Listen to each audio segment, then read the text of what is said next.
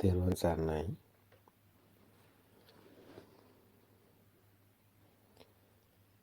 අපි ඔබට මේ පැහැදිලි කරන්න යන්නේ ඊටාම වැදගත් කාරණයක්.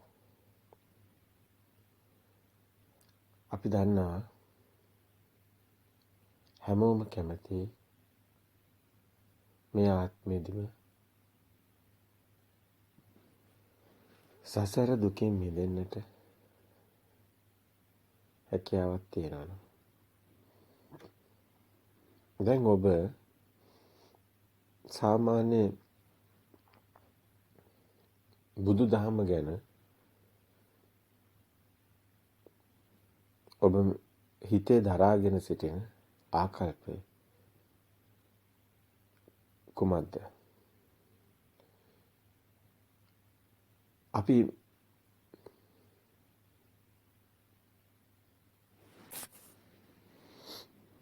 මේ ප්‍රායෝගික නිවන් මඟ මේ මොහොතේදීම නිවන් දකින ආකාරය ඒ සඳහා ඔබ කළ යුතු දේ ඔබට ඒ ප්‍රතිපදාව ගැන ඒ ප්‍රතිපදාවේ කටයුතු කළොත් අනිවාර්යයෙන්ම ඔබ මේ ආත්මෙදිම මේ මොහොතේදීම මරලා නෙමෙයි මේ මොහොතේදීම සෝවාන් වෙන බව අපි මීට පෙරත් සඳහන් කරා. ඒ නිවැරදි ප්‍රතිපදාව කුමක්ද කියන එකයි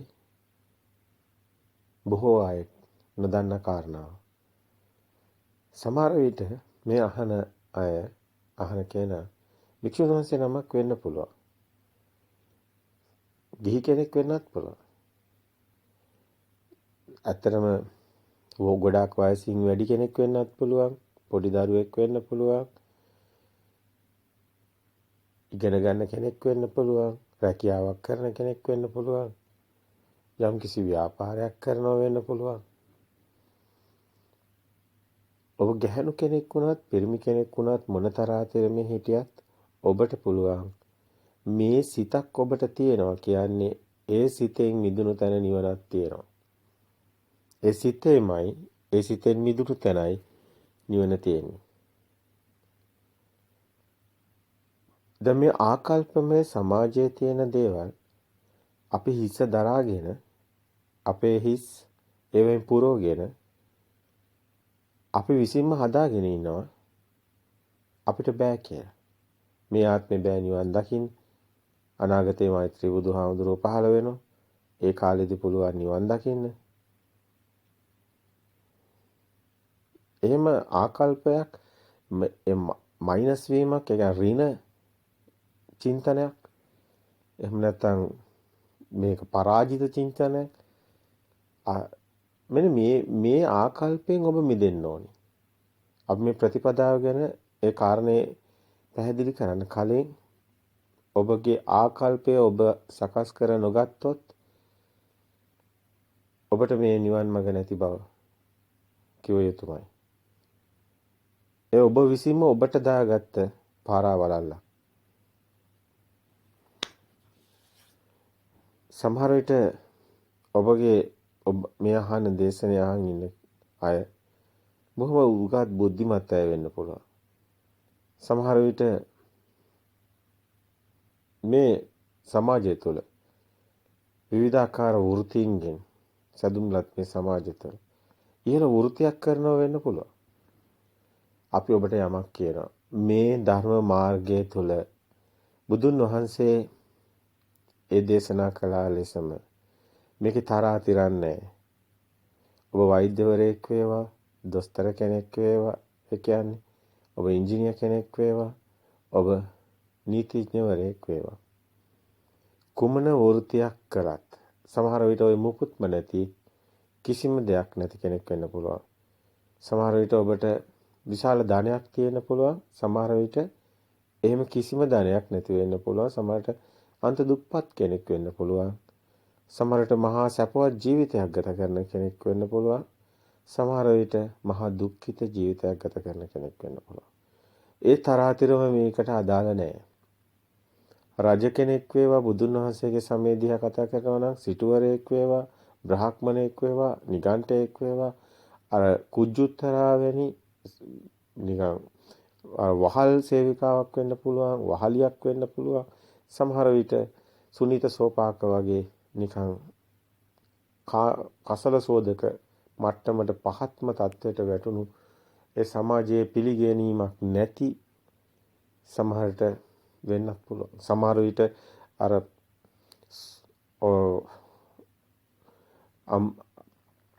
අම්බිගා වගේ එහෙම නැත්නම් සුභාතේරණිය වගේ එහෙම නැත්නම් සමහරට පහත්ම රැකියා වෘත්තියක සමහරට ගණිකා වෘත්තිය වගේ ඒ වගේ පහත්ම සමාජයෙන් කොන් කළා දාපු කෙනෙක් වෙන්නත් පුළුවන්.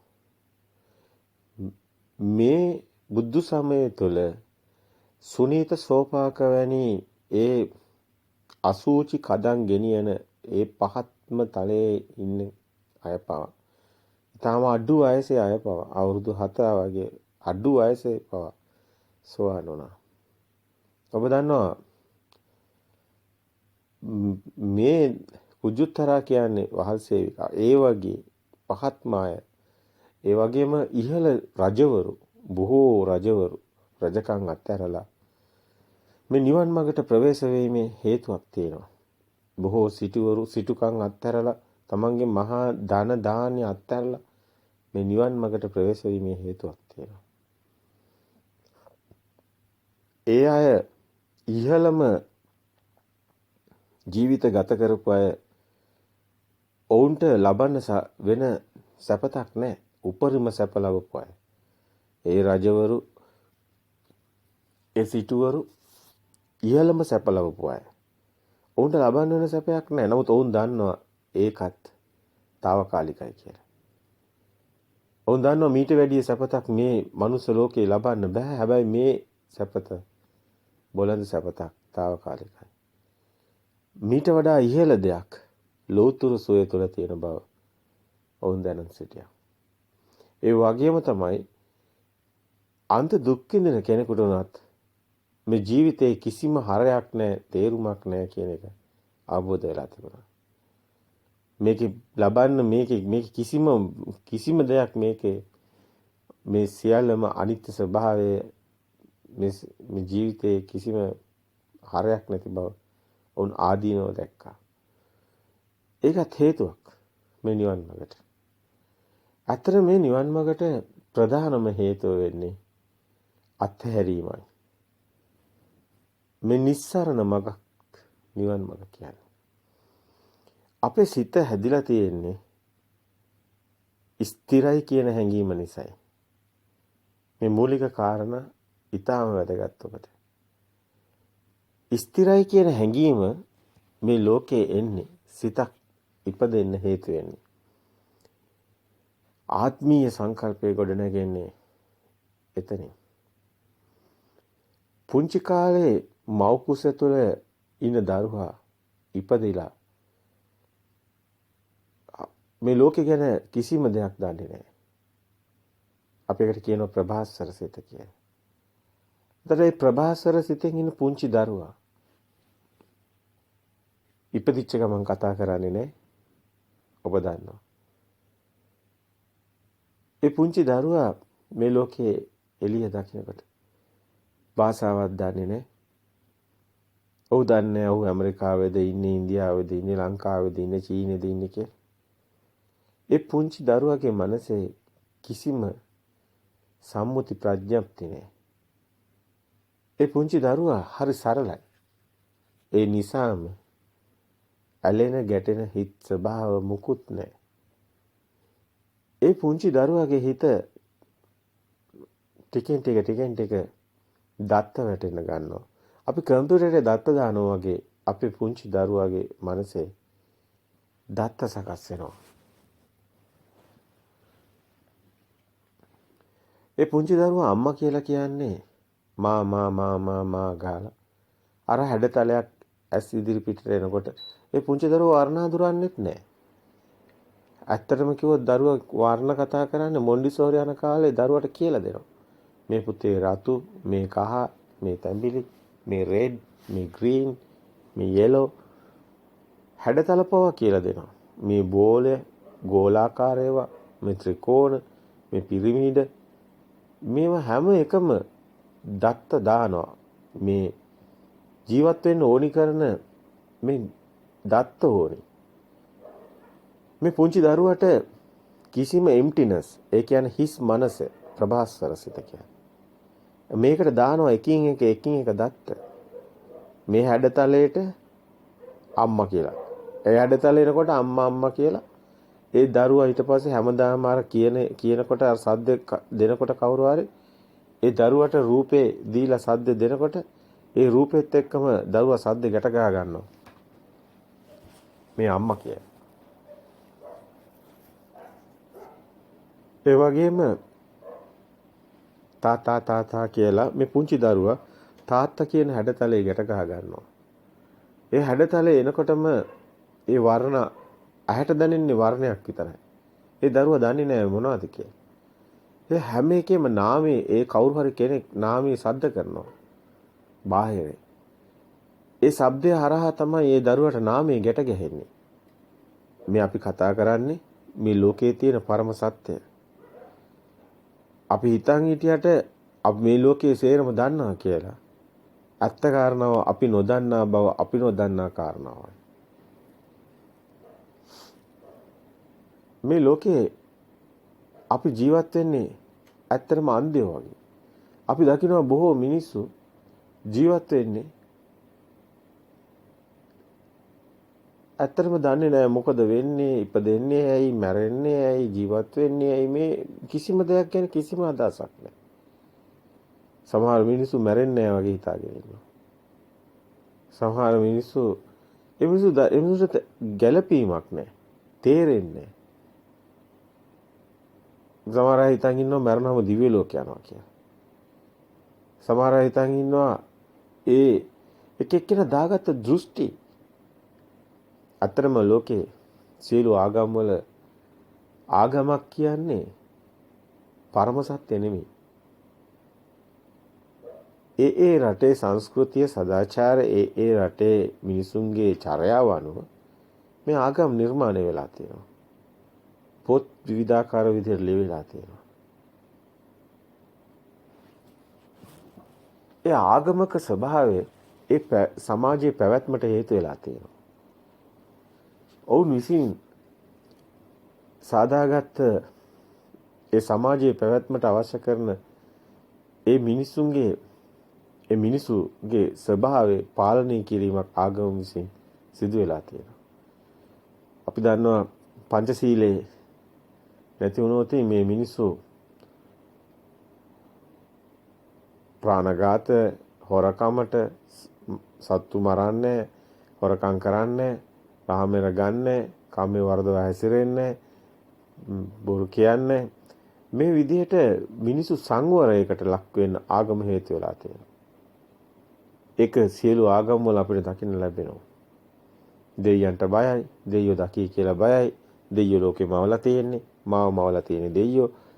ඒ දෙයියන්ට බයයි. ඒ විදිහට සංවර කරලා තියෙනවා. තව පැත්තකින් කර්මය පෙන්නලා මේම කළොත් මෙහෙම වෙනවා. එහෙම කළොත් මට මේ වගේ දේවල් වෙයි කියලා බයයි. බය බීතිය තමයි මේ ආගමින් ගැට ගහන්නේ. ආගම විසින් මේ මරබිය මරණයක් නැත්තම් මේ කිසිදු ආගමක අරපද්ධතිය කුඩු වෙලා යනවා. මේ මරණය තමයි මේ බීතියෙන් ගැට ගහලා තියෙන්නේ. මේ මරණයට බීතියක් තියෙනවා, බයක් තියෙනවා. මේ බය උපදිනවා. මේ මරණය කියන සංකල්පය නිසා. ඒ නිසා ඇති වෙන බය නිසා ආගම විසින් දේව සංකල්ප හදලා එහෙම නැත්නම් විවිධාකාර මේ විදිහට කර්මඵලය එහෙම නැත්නම් පංචශීල මේ වගේ ෆ්‍රේම් එකක් හදලා ඒ කූඩුවක් හදලා ඒක ඇතුළට අපිව දාලා තියෙනවා. දැන් කූඩුවෙන් පිට යන්නේ බයයි. දෙයියෝ දකී කියලා බයයි. නැත්නම් කර්මයේ විපාක දෙයි කියලා බයයි. නැත්නම් මරණ මෙම් වෙයි කියලා බයයි. මෙන්න මේ බය තමයි අපෝ හික්මවලා තියෙන්නේ. ඇත්තටම අපි ඉන්නේ අපි විසින්ම හදාගත්ත හිර කූඩුවක් ඇතුලේ. අපි විසින්ම අපේ දැස් වහගෙනයි තියෙන්නේ. මේ අන්ධකාර ලෝකයක අපි ඉපදිලා නෙමෙයි. අපි අපිවම අපේ ඇස් දෙක වහගෙන අපි කියනවා අපි අන්ධයෝ වගේ අපි කතා බහ කරනවා. අපිම බය වෙලා ඉන්නවා. අපිම හදාගත්ත මරණයක් කියලා අපි දන්නේ මේ කතාව මෙහෙම කිව්වට තේරෙන්නේ නැහැ. ඔබ ඉන්න දෘෂ්ටිය ඒ තරම් මන්දයි. ඔබ ඉන්නව මරණයක් ගැන හිත. කොයි වෙලාවෙද මැරෙයි කියලා. ඔබ ඉන්නවා ජීවත් ඉපදුණු දවසේ ඉඳලා මරණකම්ම කෙනෙක් ඉන්නවා කියලා හිතාගෙන ඉන්නවා. මේව දෘෂ්ටි කියලා ඔබ දන්නේ නැහැ. ඒවා දැඩි දෘෂ්ටි. නමුත් ඒව ගැන කතා කරන්න සමාජයේ බයයි. අද බෞද්ධයා බයයි දෙවියන්ට විරුද්ධව කතා කරන්න. අපි දැක්ක ගිය දශකවල අතරම අපි ඉපදුණු දශක දිහා බැලුවාම 70 දශකයේ දිහා බැලුවාම අපේ දෙමාපියෝ මේ ආත්මෙදී නිවන් දකින්න එකක් ගැන හිතේ තිබුණේ. ඔවුන් කතරගම යනවා, නූල් ගැට ගහනවා, බාර වෙනවා, මිත්‍යා දෘෂ්ටිකයි. උන් දේව සංකල්පය තුල හිතලා තියෙන්නේ. ඇත්තටම එහෙම තමයි මිත්‍යා දෘෂ්ටික පවුලක තමයි අපි ඉපදලා තියෙන්නේ. සමහරට ඔබත් එහෙම වෙන්න පුළුවන්. ඔබේ වැඩිහිටි පරම්පරාව ඇත්තටම නොදැන හෝ කරන්න දෙයක් නැහැ. ඒ සමාජයේ ගිය රැල්ලට තමයි යන්නේ. අපි දන්නවා මේ බුදුදහම අවුරුදු 400ක් ඉංග්‍රීසියෙන් පෘතුගීසියෙන් ලන්දේසියෙන් විසින් අතුගාලා දාලා මේ සම්පූර්ණයෙන්ම උපසම්පදා භික්ෂුවක්වත් මේ භූමිය තුල ඒ මහරහතන් වහන්සේලා දහස් ගණන් හිටපු මේ භූමියේ සියල්ල අතුගාලා පන්සල් කුඩු කරලා මේ සේරම පෘතුගීසියෙන් ඉංග්‍රීසියෙන් ලන්දේසියෙන් විසින් මේ සියල්ල මෑත යුගයේ විනාශයකට ලක් වුණා. ඒ ලක්විච්ච අවුරුදු 100 ගණනක් කියන්නේ අවුරුදු 400ක් මේ වගේ 100 ගණනක් කියන්නේ අපි මේ දන්න ඉතිහාසයක් ගැන කතා කරන්නේ. විශාල හානියක්. මේ පන්සල් වල තිබුණු ඒ චෛත්‍ය කුඩු කළා වුන් අපේ මුතුන් මිත්තෝ අපේ ඒ ශිෂ්ටාචාරය තුළ අපේ ඒ සංස්කෘතිය තුළ දාගබ් හැදලා දාගබ් වල තැම්පත් කරලා තිබ්බේ වටිනා දේවල් පුස්කොළ පොත් එහෙම වටිනා දේවල් මේ දාගබ් කුඩු කරලා මේවා ඇතිවිච්ච නැව් පිටින් ගෙනිහින් තියෙනවා. ඒව සදාන් වෙලා තියෙනවා පොත්වල. කෝට්ටේ යුගයේ කෝට්ටේ රජමහා විහාරයේ තිබුණු ඒ පුස්කොළ පොත් නැව් 4ක යුගයේ වෙනකොට නැව් 4ක පුස්කොළ පොත් ගෙනිහින් තියෙනවා. මහා බ්‍රිතාන්‍ය ඉංග්‍රීසියෙන්. ඉතින් මේවා කතාව අපි සම්මුතිය තුළ කතා කරා. නමුත් මේ ධර්මයේ ඇයි මෙහෙම වුනේ කියන එකට ඔබටම තියෙන්න ඕනි යම් කිසි අවබෝධයක්. මේ ධහමත් ආගමක් බවට පත් වුණා. ඒ සමාජයේ තිබුණු ඒවම එකතු වුණා. අනිත් ආගම් වල තියෙන ඒ සංස්කෘතික අංග වලින් බුදුදහමත් වැහිලා ගියා. අවසානයේ මේ මොහොතේම මේ ප්‍රත්‍යක්ෂ වෙන මේ සාන්දිටික වෙන මරණින් මත්තේ නෙමේ ජීවත් වෙලා ඉන්නකොටම ඔබටම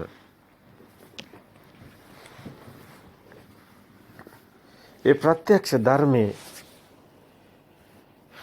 පතන දෙයක් බවට යදින දෙයක් බවට මේ ආත්මේ කරන්න බැරි දෙයක් බවට පත් වුණා. ඒක අපේ සිත්වල අපේ මුතුන් මිත්තන්ගේ සිත්වල තිබුණු කාරණා වලින් පැහැදිලි වෙනවා. අපි දන්නවා ශ්‍රී වික්‍රම රාජසිංහ රජුරන්ගේ අපේ කන්ද උඩරට අවසාන රාජධානී ඒ යුගයේ උපසම්පදාවක් තිබිලා නැහැ. වැලිවිට අසරණ සරණ කර හාමුදුරු මියන්මාරේ බුරුමෙට ගිහිල්ලා ඒ රාමායන සියම් ඒ කියන එහෙම උපසම්පදාව අරගෙන එනකන් ලංකාවේ ගණින්නන් නාන්සේලා විදියට චීවරයක් දාගෙන රෙද්දක් දාගෙන ඒ කියන්නේ කහපාට ඇඟේ පිටිපන්දමක් ගහලා නිවන ප්‍රාර්ථනා කරලා තියෙනවා. යදලා තියෙනවා. එවැනි කතාවස්තු සඳහන් වෙනවා ඉතිහාසයේ දිහා බැලුවා. දැන් මේ පාදම දකින්න ඕනේ. දැන් මෙතන අපි මේ මෑත යුගයේ කියන්නේ උපසම්පදාවත් පිටවල ඒ රාමායන දේශයෙන් සියම් දේශයෙන් මේ අරගෙන ආපු අමරපුර දේශේ උපසම්පදාවක්. එතකොට අපේ මේ මොහොතේ අද වෙනකොට අපේ රටේ ස්ථාපිත වෙලා ඒ අනුව නිකාය තුනක් හැදිලා තියෙනවා. උපසම්පදාව ඒ කරන චාරිත්‍ර අනුවයි ඒ වෙනස තියෙන්නේ.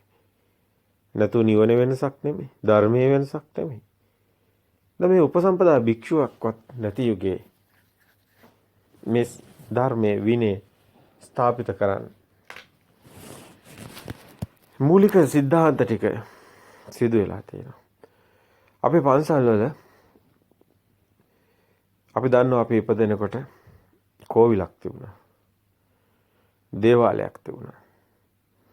මේ පන්සල් වල තිබුණු බෝධීන් වහන්සේ ත්‍රිශූල් ගහලා කොඩි එල්ලලා කපුටෝ එල්ලලා විනාශ කළා තිබුණා. ඒ වෙයි ගිහිලා අපි යදිවා. අපේ දෙමාපියෝ යදිනවා. මාගේ පුතාගේ අපල දුරු වේවා කියලා. මේ බෝධීන් වහන්සේ බුදුන් වහන්සේට බුද්ධත්වයේ සඳහා පිහිට වුණු වෘක්ෂය. බුදුන් වහන්සේ බුද්ධත්වයේ ලැබනකොට කිසි කෙනෙක් ළඟ හිටියේ නැහැ. උන්වහන්සේ මේ බෝධීන් මූලයේ තමයි අවුවෙන් වැස්සෙන් ආරක්ෂාව දුන්නේ. ඒ ගයා ශීර්ෂයේ බෝධි මූලයේ කොහෙවත් ගිහිල්ලා යුද්ධ කළා බුදු වුණා නෙමෙයි. පළඟ බැඳගෙන මේ බබයක් පමණ වූ ශරීරය තුළින් කාම භූමියේ, රූප භූමියේ, අරූප භූමියේ සිත තුලින්ම දකිමින් 31 ලෝක ධාතුව සිත තුලින්ම දකිමින් ඒ තුන් භූමිය සිත තුලින්ම මේ අඳුන ගනිමින් ඒ කියන්නේ සිතේම ස්වභාව තුනක් තමයි මේ රූප සංඥා රූප භූමියත් ඒ සැපයක් තියනවා කියලා දැනෙන කාම භූමියත් ඒ වගේම තමයි අරූප භූමියත් සිත තුලින්ම දකිමින් මිදෙමින් ත්‍රිලෝකනාථ සම්මා සම්බුදු පියාණන් වහන්සේ තිලෝගුරු සම්මා සම්බුද්ධත්වයට පත් වුණා. උන්වහන්සේට සත්‍ය අවබෝධ වුණා. ඒ මහා පරම සත්‍ය අවබෝධ කළේ මේ බෝධි මූලයේදී. ඒ බෝධි මූලයේ ගාවට ගිහිල්ලා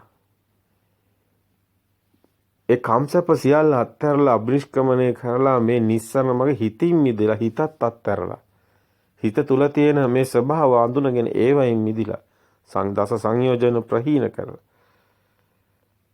බුද්ධත්වයේ ලැබුවා. එතනට ගිහිල්ලා කොහොමද අපි මේ කම්සප අත්හැරපු තැනට ගිහිල්ලා කම්සප යදින්නේ? මේක යදීමක් නෙමෙයි මේ ධර්මයේ තුල තියෙන්නේ. ඉතින් අපේ සමාජය තුළ අපි දැනගන්න ඕනේ මේ ආගම මොකක්ද කියන එක. ඒ වගේම ආගමේ කරන කාර්යභාරය වටිනාකමක් දැනගන්න ඕනේ. සංස්කෘතිය තුළ. අපේ දරුවෝ හික්මෙන්නේ, අපේ මිනිස්සු හික්මිලා තියෙන්නේ මෙන්න මේ ආගම් වලට පින් සිද්ධ වෙන්නේ. නැත්තම් මොවුන් හිවල්ලු වගේ මරා ගන්නවා. අදත් අපිට පේනවා ලොකු රටවල් පොඩි රටවල් සම්පූර්ණයෙන්ම ලක්ෂ ගණන් සමහර වෙලාවට මේ අවි ආයුධ හදාගෙන නැති කරනවා. සමුල ඝාතනයක් සිද්ධ වෙනවා. පළවෙනි ලෝක යුද්ධ, දෙවෙනි ලෝක යුද්ධ, මෑත යුගයේ ඔබ දන්නවා මැද පෙරදිග යුද්ධේ විශාල ප්‍රමාණයක් සමුල ඝාතනයකට ලක් වෙනවා. මේ ලොකු බෝම්බ හදාගෙන දැන් හදලා තියෙන න්‍යෂ්ටික බෝම්බ දිහා බැලුවාම මුළු පෘථුවියම අලු වෙනවා. වැඩි වෙලාවක් යන්නේ නැතුව. ඒ තරම් මේ මිනිස්සු දරුණුයි. මේ මිනිසුන්ට මුළු ලෝකෙම මිනිස්සු මරන්න පුළුවන්. ඒ සිතුවිල්ල දේශ සිතුවිල්ල මහා ගින්න. මේ සිතේ ස්වභාවයයි මේ මිනිස්සයා කියන්නේ ලෝකේ ඉන්න දරුණුම සතා. සියලුම ලෝකයේ ඉන සියලුම සත්ව ප්‍රජාව විනාශ කළා මනුස්ස සතාත් විනාශ කිරීමේ හැකියාවක් තියෙනවා. ඒ තරම්ම භයානකයි. ඉතින් මේ ආගමක දෙයියෝ ලෝකමවලා තියෙන්නේ, දෙයියෝ බොමවලා තියෙන්නේ. මෙහෙම කියලා කොහොම හරි බය කරලා මේ මිනිස්සුව ගැට ගහලා තියෙනවා. තව පැත්තකින් අපි අර කිව්වා වගේ මේ ආගම විසින් ගැට ගහලා තියෙනවා. ඒක ආගමකේ සමාජ මෙහෙවරක් අපි දකිනවා මිනිස්සුන්ගේ හික්මීමක් සිද්ධ වෙනවා කියලා. නමුත් මේ ලෝකේ පරම සත්‍ය ආගම තුල නැහැ. මේ ලෝකේ පරම සත්‍ය, පරමාර්ථ සත්‍ය තියෙන්නේ මේ ලෝකේ ධර්මතාවය ඔබ අවබෝධ කළ යුතු වෙනවා. සත්‍ය නම් සත්‍යමයි. ඒ සත්‍ය අවබෝධ කරන තැන ඔබට එක එක මිත්‍යා, මැජික්, මායා එහෙම දේවල් හම්බ වෙන්නේ නැහැ. බුදුන් වහන්සේ භික්ෂුන් වහන්සේලාටවත් කියන්නේ ඔය කියන ඒ මායා මැජික් පෙන්නලා මිනිස්සුන්ව පහදව ගන්න කියලා. ඒවා බොහෝ පුහු බොළඳ දේවල් විදියට දකිනවා. මේ ධර්මයේ ප්‍රායෝගික ධර්මයක්. ඔබගේ සිත ඇතුලේ තියෙන ගින්න, ඇලෙන ගැටෙන ගින්න. ඔබගේ දේශ සිතින් ඔබ යමෙක් මරයිද? ඔබගේ ඒ ද්වේෂ සිත හඳුනා ගන්න එක. ඔබගේ තණ්හාවෙන් ඔබ අනිත් අයගේ දේවල් තම සතු කරගන්න දරන ඒ ආත්මීය ආත්ම තණ්හාව. තමා ගැන පමණක් සිතන එක. මේ ලෝභයත් ද්වේෂයත් මේ සිතේ ගින්නක්. කම් සැප කියලා භෞතික ඒ සැපයක් භෞතික දේවල් වලින් එනවා කියන හැඟීම ලෝභසිත. ඒ නිසා හටගන්න තණ්හාව. ඒක නොලැබෙන තැන ඇති වෙන ද්වේෂසිත. ගින්න, ගැටීම. ඔබ ගිනි ගොඩක පත්තු කරනවා. සැපේ දුකේ ගෙනියනවා. ඒකම ඔබ දිගින් දිගටම ඔබ අරගෙන යනවා ආත්මීය සංකල්පයක් විදියට. ඔබ සිත තුළම ඔබ විසින්ම හදාගත්ත දෘෂ්ටියක ඔබ විසින්ම කොටු වෙනවා. ඔබට ඒ අවසානයේ ඉතුරු වෙන්නෙම දුකම පමණයි.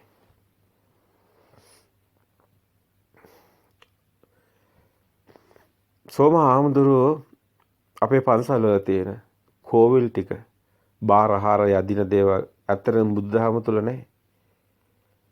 උන්වහන්සේ විශාල පරිශ්‍රමයෙන්ම බුදුදහම ගොඩ ගැනීමේ සඳහා කරන මූලික පියවරක් ඒක විය යුතුයි අපි දකිනවා. ඒ වගේම පානදුරාවාදේ. ඒ භික්ෂුන් වහන්සේලා මේ ශාසනය තුල මේ ධර්මයේ ඉස්මතු වෙන්න එක එක යුගවල ඒ යුගයට අදාළ යුතුයකම් ඉෂ්ට කරලා තියෙනවා. මේ මිනිසුන්ගේ ධර්මයට තියෙන සද්ධාව වැඩි වෙන්න. මම මේ මළුවට යනවා එනවා බෝපත් බෝමුල් මට පෑගෙනවා. ඒ පානදුරේ හරිදම් මහාමුදුරු ඇති කරපු ඒ සිත් තුළ ඇති කරපු ඒ පිබිදීම ඒක යුග පෙරලියක්ම තමයි. අදටත් අපි ඒ විදියට බෝධීන් වහන්සේ ගාව ඒ හිත පහන් වෙන වැකි කියනවා. ඒ නිසා අපේ හිතේ යම්කිසි නිවීමකට සද්ධාවකට යමු වුණා. ඒක කුමන සද්ධාාවක් වුණත් ඒ තුළ යහපතක් තියෙනවා.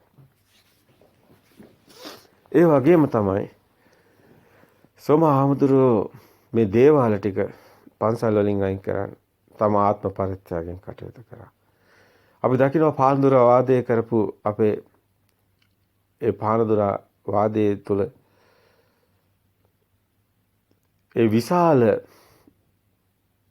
ධර්මයේ ඒ සත්‍ය ධර්මයේ වෙනුවෙන් නැගී සිටපු ඉන්ද්‍ර කීලයක් වගේ නැගී සිටපු ඒ මහා හඬ පාරක් මුළු ලෝකෙටම වදිනවා. මේ නිවන ගැන හෙළි කරන හඬ පාරක්. ඒකෙන් තමයි අපි දන්නවා අනගාරක ධර්මපාලතුමාට පනරේ හම්බ වෙන්නේ. ඒකෙන් තමයි ඕල්කොට්තුමා ලංකාවට එන්නේ. ඇමරිකාවේ නිවුස් පේපර්ස් වල ඇමරිකාවේ පත්තරවල පාන්දුරාවාදයේ ගිහින් තියෙනවා. ඒ වගේම බැලස්කි මෙතනිය ඒ රෂියාවේ ඉඳලා ඒ යුරෝපයේ පැත්තේ ඉඳලා ඒ පවා ඒ කියන්නේ රැව් පිරරව් දීලා තියෙනවා. යුරෝපාකරයේ පවා ඇමරිකා භූමියේ පවා ඒ විදේශීය රටවල් වල මේ සිංහනාදයේ රැව් පිරරව් දීලා තියෙනවා. මේ නිබ්බාන කියන හඬ ලෝකයේ අවධියක් ඇති වෙලා තියෙනවා. ඔන්න පානදුරාවාදයේ තුල. අදටත් ඒක සිංහනාදයක් වෙලා තියෙනවා.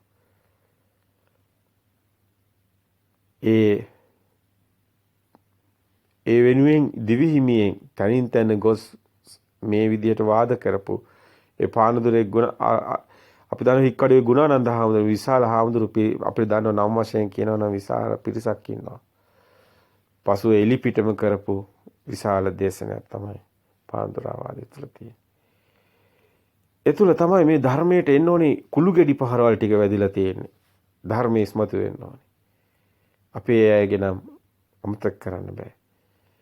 සිහි වෙන ස්ථානකමයි උපසම්පදාවල වීම සරණං කර හාමුදුරුවන්ගේ. ඒ වගේම තමයි අපි දන්නවා මහා සිංහනාදයන් දීපු ඒ මිගෙට්ටුවත් ඒ ගුණානන්ද හාමුදුරුවෝ ඒ හික්කඩුවේ සුමංගල හාමුදුරුවෝ මේ වගේ විශාල නම් පිරිසක් අපිට කියන්න තියෙනවා. ඒ මහා සිංහනාදයන් ඒ නිබ්බාන නැමැති ඒ පරම සත්‍ය ලෝකෙට හෙළි කරන්න, නිවන් මඟ හෙළි කරන්න, මෑත යුගයේ මේ පිබිදීම ඇති කරන්න හේතු වුණා. ඒ වගේම තමයි පානදුරේ ආර්ය ධම්ම හාමුදුරන්ගේ මම මේ මළුවට යනවා එනවා කියන මෙන්න මේ වැකි මේ අපේ සිත් සතන් තුළ සනිටුහන් කරා යම් කිසි සද්භාවයක් මේ ධර්මයට යොමු වෙන්න හේතු වුණා. මේ බෝධි මේ වන්දනා ගාථා ඒවා කියන්නේ හඬ තුල ඒ තුල තියෙනු ඒ මෛත්‍රී කරුණාවන්ත ස්වභාවයේ අපේ සිත් සතන් වලට සම්ප්‍රේෂණය වුණා ශබ්දය හරහා. ඒ වගේම තමයි සෝමහාමුදුරන්ගේ ඒ දිවි හිමියෙන් කරපු ඒ පන්සල් වල තියෙන බාරහාර යදින එක නැති කරන්න කරපු උත්සාහය. තාමත් අංකොන් තියෙනවා. තාමත් අපේ බෞද්ධයෝ සමහර වෙලාවට යට වෙනවා අන්‍යාගමිකයින්ට. ඔය බාරහාර යදින තැනින්. තාමත් ඒවා අපේ සමහර අයගේ සිත් සතන් වලින් ගිලිලා නැහැ. නමුත් විශාල ප්‍රමාණයක් මේ මොහොතේ සත්‍ය දකින්න හේතු වුණා. ඒ වගේම මෑත යුගයේ වෙනකොට අද වෙනකොට පටිච්ච සමුප්පාද විවරණ ඉස්මතු වෙලා තියෙනවා. ඒ සඳහා අපි දකිනවා ඒ සඳහා විශාල මෙහෙවරක් කරපු භික්ෂුන් වහන්සේලා පිරිසක් ඉන්නවා. හරි හෝ වැරදි හෝ දැන හෝ නොදැන හෝ පටිච්ච සමුප්පාදේ නැමැති වචනේ ඉස්මතු වෙලා ඒ තුල ගැබ්බෙලා තියෙන පරම සත්‍යය එළි වෙලා තියෙනවා. මෑත යුගයේ වෙන විට මේක විශාල පිබිදීමක් බවට පත් වෙලා තියෙනවා. බොහෝ පිරිසක් දැන් සත්‍ය ධර්මයේ දේශනා කරනවන් තියෙනවා. එක්කෙනෙක් දෙන්නෙක් නෙමෙයි. විශාල පිරිසක් ඉන්නවා. ගොඩක් වෙලාවට ඒ අය පේන්නේ නැහැ. ඒ අය ප්‍රසිද්ධියේ ආමන්ත්‍රණය වෙන්නේ නැහැ. නමුත් මේ ධර්මයේ පිබිදෙන යුගයයි. ඔබ අප නිවන් දකින යුගයයි. ඔබට ඕනි ඒ හිත පමණයි. හැකි කියන හිත පමණයි. පුළුවන් කියන දේ පමණයි. අපි ඉපදෙනකොට 70 දශකයේ දිහා බලනකොට අපේ දෙමව්පියෝ මේවා අනාගතේ මෛත්‍රී බුදුහාමුදුරන්ගේ කාලට දාලා තිබ්බේ. මේවා මේ ආත්මෙදි බෑ කියලා හිතුවේ. තාමත් අපේ වැඩිහිටි පරම්පරාව මේ ආත්මේ නිවන් දකින අදහසක් නැහැ. ඒවා බෑ කියලා මම හිතන්නේ. ඒවා හිතවල වැදිලා ගලේ කෙටුවා වගේ තියෙනවා. ඒවා කුඩු කරන්න ඕනි. ඒවා කුඩු වෙනවා. ඇත්තටම දැන් එවැනි අදහස් තියෙන්නේ බොහොම වාසනාවන්තයි මේ යුගයේ. ඒව දිය වෙලා යන යුගයක්. දැන් මේ ආත්මෙදිම නිවන් දකින බව හැමෝටම ප්‍රත්‍යක්ෂ වීගෙන එන යුගයක්. මේක ප්‍රත්‍යක්ෂ කියන වචනේ වැදගත්. Tamanටම ප්‍රත්‍යක්ෂ වෙන්න ඕනේ මේ ධර්මයේ. ස්වාමී බුදුන් වහන්සේ අහනවා භික්ෂුන් වහන්සේලාගේ, "මහණෙනි නුඹලා බණ කියන්නේ මා කිව්වා කියාද?" "නැහැ ස්වාමීනි. අපටම මේ ධර්මයේ ප්‍රත්‍යක්ෂයි ස්වාමීනි. අපිට ප්‍රත්‍යක්ෂ වූ ධර්මයේ අපි දේශනා කරන්නේ ස්වාමීනි. මෙන්න මේයි විය යුත්තේ. මේ ධර්මයේ කවුරුත් කිව්වා කියලා කියන්න පුළුවන් එකක් නෙමෙයි. පොතේ තිබ්බා කියලා තේරුම් කරන්න පුළුවන් දෙයක්ුත් නෙමෙයි. මේ ධර්මයේ Tamanට ප්‍රත්‍යක්ෂ නැත්තම් ඒක අවබෝධ කරගෙන නැත්තම් මේ ධර්මයේ දේශනා කරන්න අපහසුයි. ඒ කිව්වා කියලා ඒක නිවැරදි ධර්මයට අනුගත වීමක් සිද්ධ වෙන්නේ නැහැ. Tamanටම ප්‍රත්‍යක්ෂතාවයේ තුලිනුයි ධර්මයේ දේශනා කළ යුත්තේ. Taman සෝතවත් භාවය හදාගන්නේ සමහර විට පොත්පත් පරිශීලනය කළා, සමහරට බණ අහලා, අනිත් අයගේ දේශනාවලට අහංකම් දීලා සෝතවත් භාවය හදාගන්න. දැනුම හදාගන්න. දැනුම නෙමෙයි මෙතනදී වැදගත් වෙන්නේ. මෙතනදී වැදගත් වෙන්නේ Tamanට සත්‍ය අවබෝධ වීමයි. ඒ සත්‍ය අවබෝධ වුණු කෙනෙක්ට ඔය පොත්පත්වල ඒ එක එක යුගවල ඒ ආපු පටලැවිලි සියල්ලම ලියාගෙන කුඩු කරගෙන සත්‍ය දේශනා කිරීමේ හැකියාවක් තියෙනවා. එයයි වැදගත් වෙන්නේ.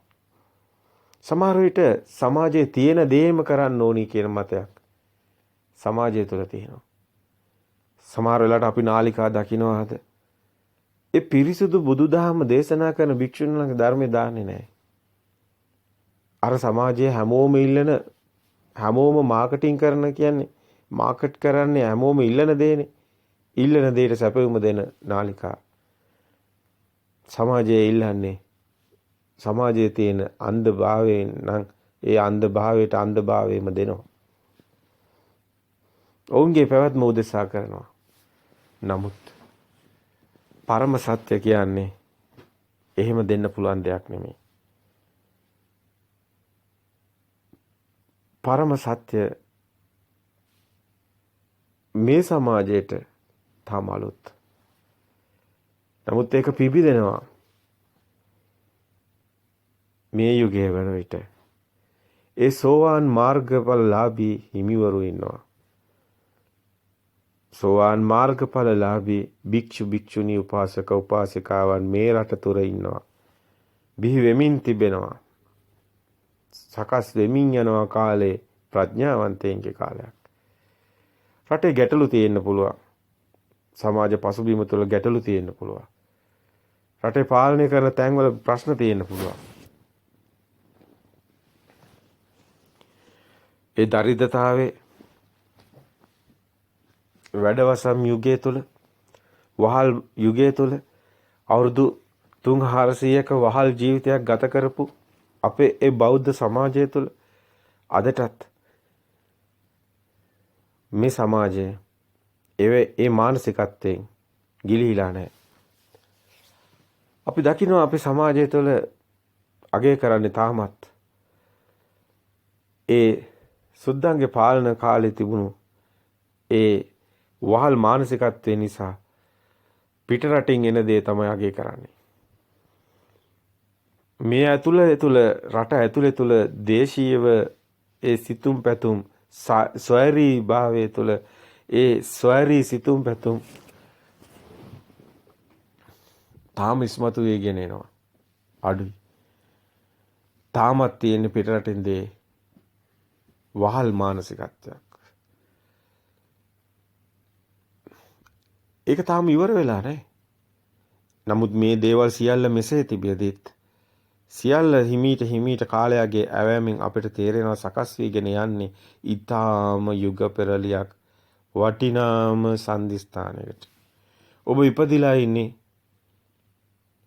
අවුරුදු 2500ක් ගිය තැන මේ ධර්මයේ පිවිදෙන යුගයට. ඒ යුගයේ ඔබ ඉපදිලා ඉන්නේ.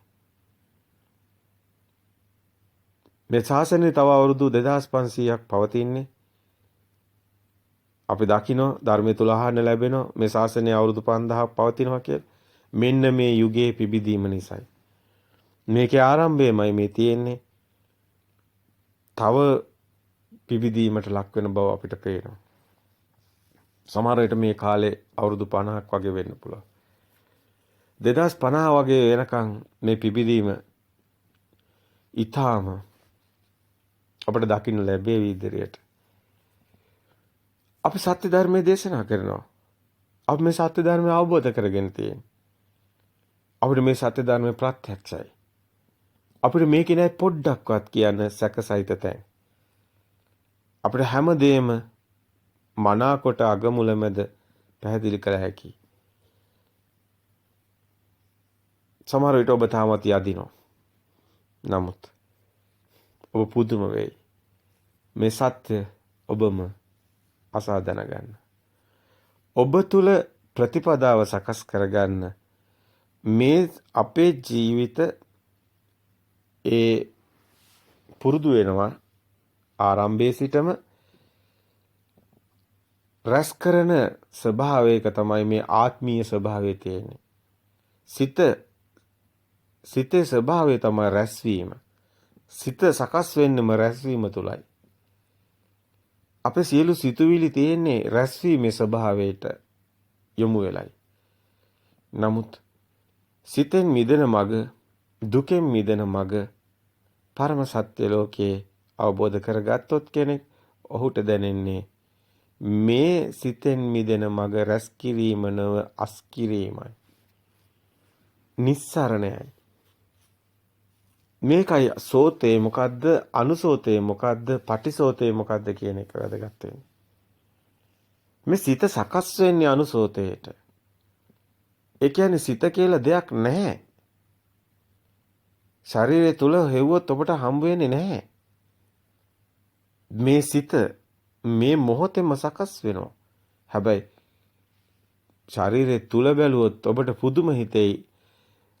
අත්ති ඉමස්මින් කායේ කේසා ලෝමා නකා දන්තා තසෝ මන්සා නහරු අට්ටි මිජ්ජා වක්කං හදයන් යක්කං කිලෝමකම් මෙහෙම කියලා අපි මේ කියන මේ 32කට බෙදලා බුදුන් වහන්සේ පෙන්නනවා මේ ශරීරය තුල කොතනද හිත තියෙන්නේ.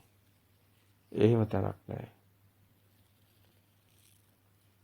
මේ ශරීරය තුල නෙමෙයි මේ සිත බාහිරේ තියෙන ආලෝකයට ප්‍රසාදවත් වෙන්නේ. මේ අර කණ්ණාඩියක් අවුවට ඇල්ලුවාම දිලිසෙනවා වගේ ප්‍රසාදය කියන කාරණාව උපමා වලින් මේ ධර්මයේ දේශනා කරන්නේ.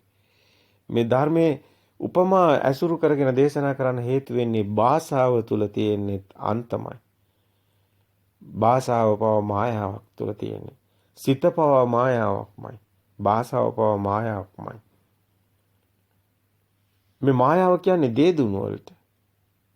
දේදුන්න මායාවක්. මිරිඟුව ඔබ දකිනවා. ඒක මායාවක්. මැවෙන එකක්. සත්‍යයක් වෙන්නේ සිතත් එහෙමයි. එළිය ආලෝකයක් තිබුණොත් මෙතන පෙනීමක් තියෙනවා. මේ ඇහැ කියන කාචේ ප්‍රසාදවත් වෙනවා. අර කණ්ණාඩිය අවුවට ඇල්ලුවාම දිලිසෙනවා වගේ. මේක හැඩතල වර්ණයට ආලෝකයට දිලිසෙනවා. ඒක කැමරාවකින් ගන්න ෆොටෝ එකක්, පින්තූරයක්. ඒකේ තුල නෑ ආත්මීය දේවල්, සත්තු, ගස්, මේ නාගස් ඒ වගේ අපේ මේ මායාව තුල හැදෙනවා. අපි ඒ කතාව තමයි කියාගෙන ආවේ. දිගින් දිගට අපි පැහැදිලි කරගෙන ආවා මේ මායාව හැදෙන හැටි. මේ සිත මේ අද්දුලේ මේ ශරීර කූඩුව රූපං අත්තතෝ සමනුප්පස්සති කියලා මේ බුදුන් වහන්සේ දේශනා කරන රූපේම ආත්මය කරගෙන ආත්මේම රූපය කරගෙන මේක ඇතුලේ දෙයක් තියෙනවා කියලා අපි හිතන් ඉන්නේ. ඒක දෘෂ්ටියක්. ඒක මායාවක්. ඇත්තටම බාහිර ආලෝකයක් නැතුව ඔබට පෙනීමක් තියනවද? අන්ධකාරයේ ඔබට පේනවද? එහෙනම් ආලෝකයේ හේතු වෙලා නේද ඔබේ පෙනීමට? එහෙනම් ආලෝකයේ නැතුව ඔබට පේන්නේ නැත්නම් ආලෝකයේ නේද හේතුව පෙනීමට. එහෙනම් මේක සිත ඇතුලේ මේක ඇඟ ඇතුලේ තියෙන දෙයක්ද ප්‍රසාදයක්ද? ඒ කියන්නේ කාචයට ප්‍රසාදවත් වීමක්ද? මේක ඇත්තටම ඔබට පේන බව පමණයි සිත කියන්නේ. එළියේ තියෙන ආලෝකයේ හරි හැඩතලයේ හරි ඔබට පෙනීම, පේන බව, දිලිසීම, ප්‍රසාදයේ කුමන වචනේ කිව්වත් වචන කියන්නේ වචනමයි සත්‍යයක් තියෙනවා. ඒ කියන්නේ එතනයි මේ පේන බව කියන එක. එළිය දෙයක් තියෙනවා කියන එක තමයි සකස් වීම. එහෙම වුණොත් මෙතන දෙයක් දකින්න කෙනෙක් උපදින්න ඕනේ නම් මෙතන කෙනෙක් ඉන්නවා කියන එකයි දෘෂ්ටිය. එතන ගැඹුරුයි. නමුත් මේ ධර්මයේ මෙතනින් තමයි කතා කරන්නේ. සද්දේට මේ කනේ තියෙන අර සියුම් කම්පටලේ බෙරයක් වගේ හෙල්ලෙනවා. උඩ විදුලි කරනකොට අහසේ මේ ජනෙල් හෙල්ලෙනවා වගේ ඩර් ගාලා මේකෙන් සද්දය කන විසින් පටලේ සෙලවීම තුල ඇති වෙන කම්පණය සද්දයක් කරමින් අපිට අර රූප වලට ඇහෙන් ගහන පින්තූරයට පණ දෙනවා. ඒක තුලයි හැදෙන්නේ දෙක එකතු වෙලයි හැදෙන්නේ. ඒ සද්දෙට මේ රූපේ ගැට ගැහෙන්නේ. ඒ එලෙසින් තමයි සිත හැදෙන්නේ. ඒ සිත තමයි අපි ඒ හදාගත්ත මායාවක්. එතන මායාවක් හැදෙනවා. ඔබ විද්‍යාඥයෝ පරීක්ෂණ කළා තියෙනවා මේ සම්බන්ධව. එකම වෙලාවකදී අර සත්තුන්ට කෑම දානවා සද්දයක් කළා. ඒ සද්ද එනකොට සත්තු දන්නවා එහෙනම් දැන් කෑම කියලා. සද්ද දාලා කෑම දෙනවා. ඒ හැඩතලේ මැවෙනවර ඒ රස නහර උත්තේජනය වෙලා එයාට බඩකින්න ඇති වෙනවා අර සද්ද දැම්මම. සද්දේ රූපේ ගැට ගැහෙන තැන මේ ගස්වල පවා තියෙන. මේ ගස්වලට සියුම් විද්‍යුතයක් මේ ගස්වලට ඒ උපකරණ හයි කළා ඒකට ආලෝකයක් දෙනවා. අපි මේ විද්‍යාගාරවල පරීක්ෂණ කළා තියෙන ඒවා අපි කතා කරන්නේ. ඒ පැත්තෙන් සද්දයක් එවනවා. මේ ආලෝකය දෙනකොටත් ඒ විද්‍යුතේ වෙනස් වෙනවා. ගහේ ශබ්ද වෙනස් වෙනවා. මේ ශබ්දේ ආලෝකේ නැතුව ශබ්ද දුන්නත් අර ආලෝකේන ඒ ස්වභාවයේ මෙතර වර්ණ වලින් පෙන්වනවා නම් ඒ විවිධාකාර ඒ පරිශන මට්ටම් වලින් පෙන්වනවා. මේ ආලෝකයේ සද්දාහට දැනෙන ස්වභාවයක් වෙනවා. ශබ්ද දෙනකොට ආලෝකය දෙනකොට ශබ්ද දැනෙන ස්වභාවයක් වෙනවා. මේ දෙක එකතු වෙලා තියෙන බව තේරෙනවා මේ ගහ තුළ. නමුත් මේක කෙනෙක් කරනව නෙමෙයි. දැන් අහසේ දේ දුන්න හැදෙන්නේ කෙනෙක් කරනවද? අහසේ ජල වාෂ්ප වලට ඒ වැටෙන හිරු කිරණ ඒ දිලිසීම නිසා ඒ ජලාංශු වල ඇතිවන ඒ වර්ණ ඒ ආලෝක කෝණය වෙනස් වීම නිසා ඇතිවන හැඩතලේ වර්ණ හතක් අපිට පෙන්නනවා. දේ දුන්නේ පාට හත අනුව අපි පාට හදාගෙන ඉන්නවා. නිල් රතු දම් මේ විදිහට ඉන්දිගෝ කියලා. දැන් අපි කතා කරනවා පාටක් ගැන. දැන් මේ දේ දුන්න ඇත්තක්ද? දේ දුන්න ඇත්තක් නෙමෙයි. දේ දුන්න අල්ලන්න පුළුවන්ද? දේ දුන්න අල්ලන්න බෑ. දේ දුන්න නැද්ද? නෑ දේ දුන්නක් තියෙනවා. මෙන්න මේ වගේ හේතු නිසා හටගෙන හේතු නැතිවට නැති වෙන දේ දුන්නේ ස්වභාවයයි. ඒ වගේම තමයි ආලෝකයේ ඇති විට ගසක් තියෙනවා නම් ඒ ගසේ හේව නැල්ලක් පොළොවට වැටෙනවා. ඊළඟ ආලෝකයකුත් තියෙනවා නම් ගසකුත් තියෙනවා නම් පොළොවකුත් තියෙනවා නම් අපිට හේව නැල්ලක් බලන්න පුළුවන්. බුදුන් වහන්සේ කියනවා මෙන්න මේකම තමයි කියලා සිත හැදෙන්න හේතු වෙන්නේ. ආලෝකයක් තියෙනවා නම් හැඩතලයක් ගසක් තියෙනවා නම් ඒක හරහා එන ප්‍රතිබිම්බයක් තමයි පොළොවට වැටෙනවා වගේ අපේ ඇහි කාචයට වැටෙන්නේ. ඒක හේවණැල්ල ප්‍රතිබිම්බයක් කියනවා. නහිදං අත්ත කතම් බිම්බන් නහිදං පරකතං අගං. සේලා සූත්‍රය තුල පෙන්වන්නේ ඒ බිම්බන් කියන්නේ ප්‍රතිබිම්බේ. ඒ ප්‍රතිබිම්බේ වෙන කෙනෙක් හැදුවා නෙමෙයි. තමා විසින් හැදුවත් නෙමෙයි. හේතු නිසා හට ගන්නවා. හේතුන් පටිච්ච සම්භූතා හේතු නිරුද්ධා නිරුද්ධති. හේතු නැති වෙනකොට නැති වෙනවා. ඉමස්මින් සති ඉදං හෝති. මේ ඇති කල්ලි මේ වේ. ඉමස්මින් අසති ඉදං නහෝති. මේ නැති කල්ලි මේ නොවේ. ඉමස් උපජ්ජාජං උපද්දති. මේ ඉපදුණු කල්ලි මේ උපදී. ඉමස්ස නිරෝධ ඉදං නිරුද්ධති. මේ නැති වුණු කල්ලි මේ නැති වේ. මේ තමයි පටිච්ච සමුපාදයට හේතු වෙන්නේ. මේ තමයි සිත හැදෙන හැටි. සිත හැදෙන හැටි දැනගත්ත කෙනාටයි සිතින් මිදිය හැකි වන්නේ. සිත හැදෙන හැටි දැකලා ඒ සිත හැදෙන හැටි දැක්ක කෙනාට ඒ සිතේ සත්‍ය අවබෝධ වෙනවා. ඒ සත්‍ය දකින කෙනාට ඒ සිතේ මිදෙන ආකාරය ඒ මිදීමට හැකියාව ලැබෙනවා. දැන් මේ තමයි පාදම මූලික ටික. මේ අප විසින් තාමත් අපේ සමාජය තුළ අර දශක ගානක් තිස්සේ ගලාගෙන ආපු ඒ අංකුර තියෙනවා. සමහරු තාමත් දිව්‍ය ලෝක යන්න ඒ අනිත් ආගම් වල තියෙන දේම කතා කරනවා. ඒ අය සමහර වෙලාවට අද බොහෝ ඉන්නවා සමාජය තුළ. නමුත් ඒ අයගේ නියෝජනය ප්‍රසිද්ධ නිසා සමාජයේ අර සත්‍ය අවබෝධ කරන අයගේ නියෝජනය අප්‍රසිද්ධ නිසා ගොඩක් අය හිතන් ඉන්නවා දිව්‍ය ලෝක යන එකක් තමයි තියෙන්නේ. සමහර භික්ෂුන් වහන්සේලා ඒ විදිහට ධර්මෙත් දේශනා කරනවා. පොත්වල තියෙන සමහර තැන් ඒවා අරගෙන සමහර වෙලාවට මේ කොහෙද ගිහිලා යුද්ධයක් කරලා ජයගත්ත එකක් වගේ එකක් තමයි බුදුහාමුදුරු බුදු වීමත් සමහර වෙලාවට ත්‍රිමාන කරලා යක්කුන්ගේ රූප වගේ හදලා මාරසෙන් දමනය කියලා යුද්ධයක් හදලා ඒවා ජය අරගෙන ආවා කියලා මේ යුද්ධයක් කරපු එකක් තමයි පෙන්වන්නේ. අර ගයා ශීර්ෂයේ බෝධි මූලයේ තුල අර පරයන්කේ ඉඳගෙන බඹයක් පමණු ශරීරය තුළින් මේ තුන් ලෝකෙම ජයගත්ත කියන එක ධර්මයේ කාරණා. ඒ කතාවස්තු වල ඉස්මතු වෙන්නේ. මිනිසුන්ග පුදුම කරන දේවල් මිනිසුන්ගේ හිතවල තියෙන බීතිය හිතවල තියෙන මිනිසුන්ගේ ඒ ත්‍රාසයේ කුතුහලය මෙන්න මේවා මාකටිං කරනවා. ඒ බොළඳ මාකටිං වලින් මේ ධර්මයේ වහන්න බෑ. හැබැයි ඒවත් මේ යුගයේ කරනවා. සමහර වෙලාවට විශාල සංඝ පිරිස් හදාගෙන නම් දාගෙන මේ සත්‍යම වගේ කියන්නේ. නමුත් ඒ සත්‍ය ධර්මෙ නෙමෙයි. සත්‍ය ධර්මයේ ප්‍රඥාවන්තයාට දැනෙනවා. තේරෙනවා. අද යුගයේ මේ පස්චිම භවකේ නිවන් දකින්නටම ඉපදුණු ශරීර කූඩු වලට සකස් වුණු අද බොහෝ අය සිටිනවා. ඔවුන් නිවන් දකිනවා. ඒ නිසාම ඔවුන් ධර්මයේ දේශනා කරනවා. මේ සියලු හැලහැප්පීම් මැද්දේ මේ ඉන්ද්‍රකීලයක් වගේ නැගී සිටින ඒ පරම සත්‍ය ඉස්මතු වෙනවා.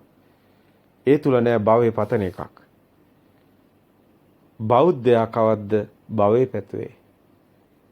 බෞද්ධයා කියන්නේ භව නිරෝධෝ නිබ්බානෝ කියන එකයි. මහණෙනි අසූති චුට්ටක් තිබ්බත් ගඳයි මහණෙනි කියලා බුදුන් වහන්සේ දේශනා කරනවා. ධර්මයේ තුල භවයේ චුට්ටක් පැතුවත් මේ දිව්‍ය ලෝකේ චුට්ටක් පැතුවත් ඒක ගඳයි කියලායි පෙන්වන්නේ.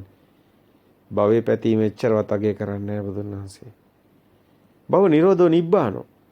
මේ සත්‍ය ධර්මයේ කෙනෙක් අහනවා නම් ඒ කෙනාට මරණයක් හමු වෙන්නේ නැහැ. එයයි සිංහනාදය.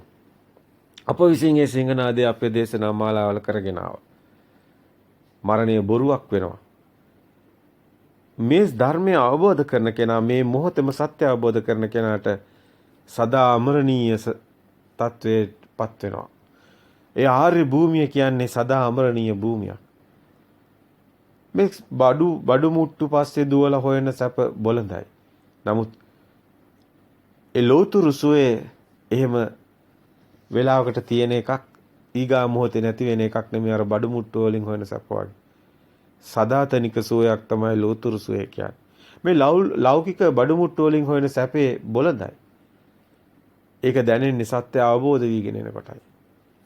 සත්‍ය අවබෝධ කරගන්න නම් ඒකේනා මේ බුදුන් වහන්සේ තුන් ලෝකෙම ජයගත්තේ මේ සිත අවබෝධ කරන්න ඕනේ.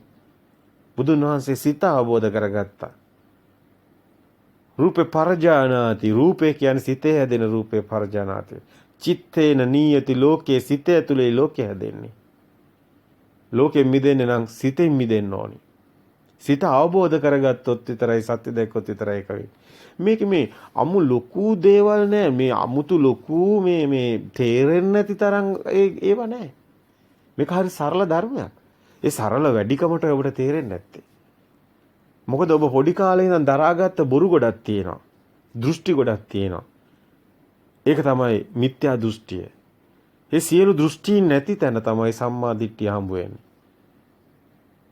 ඒ පුංචි කාලේ ඉඳන් අපි දරාගත්ත අපිට පොපු වැඩි හිටියෝ ගාව තිබුණු දෘෂ්ටිකාන්තාරයක් තියෙනවා. මහණෙනි මේ පෘථග්ජන පුහුදුන් භූමිය දෘෂ්ටිකාන්තාරයක්. බුදුන් වහන්සේ දේශනා කරන්නේ. මේ හිස් පුරුෂය මෝග පුරුෂය මේ ධර්මී කොහොම අවබෝධ කරන්නද බුදුන් වහන්සේ දේශනා කරන්නේ. මේක සුකර නෑ, ලේසි නෑ. ඇත්තයි. නමුත් මේකේ බැලුවාම අපිට ධර්ම ප්‍රත්‍යක්ෂ වෙනකොට තේරෙයි ඕනම කෙනෙකුට මේක හරි සරලයි එක පැත්තකින් බැලුවොත්. ඒ සරල බව අපිට දරා ගන්න බෑ. අපි හිතනවා මරණයට පස්සේ කොහේ හරි යනවා කියලා. අපි හිතනවා මරණයට පස්සේ දිව්‍ය ලෝක යනවා කියලා. ඔන්නේ සිතුවිල්ලමයි දෘෂ්ටිය. ඔය නිසාමයි නැවත උපදින්නේ. නිරේක තමයි ගොඩක් වෙලාට සකස් වෙන්නේ. ඇත්තටම කිව්වොත් දිව්‍ය ලෝකේ තියෙන්නේ නිරේ තියෙන්නේ ඔබේ හිතේමයි. බාහිර නෙමෙයි. බුදුන් වහන්සේ තුන් භූමිය පැනවුවේ සිත ඇතුලේ. කාම භූමිය කාම ලෝකේ. සදෙව්ලෝ, මනුස්සලෝ, සතර අපාය මේ සිත ඇතුලේ කාම භූමිය පැනවුවේ. දැක්කේ. ඒ වගේම තමයි රූප භූමිය. රූපාවචර බ්‍රහ්ම ලෝක 16ක් වෙන්නේ මේ සිත ඇතුලේ. අරූප ධානය උපදින්නේ සිතක. රූප ධානය උපදින්නේ සිතක. රූප ධානය වලින් මියගෑ උපදින තැන් බ්‍රහ්ම පුරෝහිතේ මහා බ්‍රහ්මයේ බ්‍රහ්මසාරි සජ්ජේ කොයිද තියෙන්නේ සිතක. එළියේ නෙමෙයි. ආපස්සරේ සුබ කින්නක මේවා තියෙන්නේ සිතක. ඉතින් මේ රූපාවචර බ්‍රහ්ම ලෝක 16 අසඤ්ඤ සංඤේත දක්වාම ඒ රූපාවචර බ්‍රහ්ම ලෝක 16ම තියෙන ප්‍රථම ධ්‍යාන, ද්විතීක ධ්‍යාන, තෘතීක ධ්‍යාන, චතුර්ථ ධ්‍යාන වලින් ඒ ධ්‍යාන තියෙන හිත්වල සිතේ උපදින ධ්‍යාන මේ එළිය කොහෙවත් නෙමෙයි. ඒ අයගේ සිත් පිහිටන ස්ථාන තමයි පෙන්වන්නේ. සිතක් තුලයි එතකොට මේ රහස තියෙන්නේ. අරූප ධ්‍යාන වලින් මැරෙන ආකාසඤ්ඤායතනේ අරූපාවචර බ්‍රහ්ම ලෝක පෙන්වන්නේ ආකාසඤ්ඤායතනේ පෙන්වන්නේ එහෙම ආරූප බ්‍රහ්ම ලෝක විදිහට පෙන්වන්නේ. ආකාසඤ්ඤායතන විඥානං ආයතන ආකින්ඥායතන නසන්නාසඤ්ඤායතන මේ අරූපාවචර බ්‍රහ්ම ලෝකත් අරූපාවචර ධ්‍යානමයි. ඒ නම්මයි තියලා තියෙන්නේ. ඒවා සිතක තියෙන්නේ. ඔබ දන්නවා මේ ධර්මය අවබෝධ කරන අය. ඒ අයගේ නාමයේ රූපේ මිදෙන රූපේ කියන්නේ එළියේ. එළියේ දෙයක් තියනවා කියලා ගන්න එකයි රූපේ කියන්නේ. එහෙම ඒ ගන්න සිතේම හැදෙන එකක්. ඒකයි නාමය කියන්නේ. ඒ නිසා අන්ත දෙකක් පේනවා අජ්ජත් බහිද්දා කියලා. නාමයයි රූපයයි. රූපේ කියන්නේ එළියේ තියෙන එක කියලා හිතුවොත් නාමය කියන්නේ හිතේ හැදෙන එක කියලා හිතුවොත්. එතකොට හිතේ හැදෙන දේ තමයි හැබැයි අපි එළියෙන් දකින්නේ. ඒක අවබෝධ කරන කෙනා සත්‍ය අවබෝධ කරන දකින්නවා එළියේ කියලා දෙයක් නැහැ හිතේමයි හැදෙන්නේ කියලා. අජ්ජත් බහිද්දා අන්ත දෙක කැඩුණු තැන තමයි මේ ආත්මය කියන එක බිඳ වැටෙන්නේ. ඒක ගැඹුරුයි. ඒක අරකතරන් ඉක්මනට තේරුනේ නෑ නේද? නෑ. අත් ඒක ඔබගේ සිත තව ටිකක් සිව්ම ඉර්තියා බලන්න නැවත නැවත. ତොර ඔබට වැටේවි. එළියේ තියනවා කියලා ගන්න එකම තමයි සිතේ තියෙන දේ එළියේ තියනවා කියලා ගන්න. ඔබේ දරුවා එළියේ මැරෙනවා. ඔබේ හිතේ ඉන්නවා දරුවා. මැරිලත් අපේ අම්මලා අඬනවා අවුරුදු ගණන් හිතේ ඉන්න දරුවා මතක් කරගෙන. එන එළියේ නෙමේ දරුවා ඉඳලා තියෙන හිතේමයි. ඔබ විසින්ම ඔබට පේන ලෝකයේ ඔබට ඇහෙන දැනෙන හැමදේම නිරීක්ෂණය කරන්න. පරේෂණාත්මකව සිත මෙහෙවන්න ප්‍රඥාව. ප්‍රඥා භාවිතබ්බ විඥානම් පරිඤ්ඤය මහා ප්‍රඥාවන්තයාමයි මේ ධර්මය අවබෝධ කරන්නේ.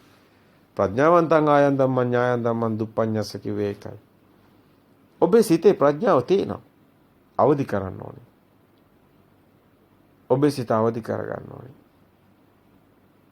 අන්ධෙක් වගේ නැත්තම් අපි මේ ලෝකේ මොනවද තියෙන්නේ මොකද වෙන්නේ ඉපදුනේ ඇයි මැරෙන්නේ ඇයි මේවා මොකක්වත් දන්නේ නැතුව අපි ඔහේ ගහගෙන යනවා දේ යන දණ්ඩට පිටක් වෙන්ද කිව්වා වගේ.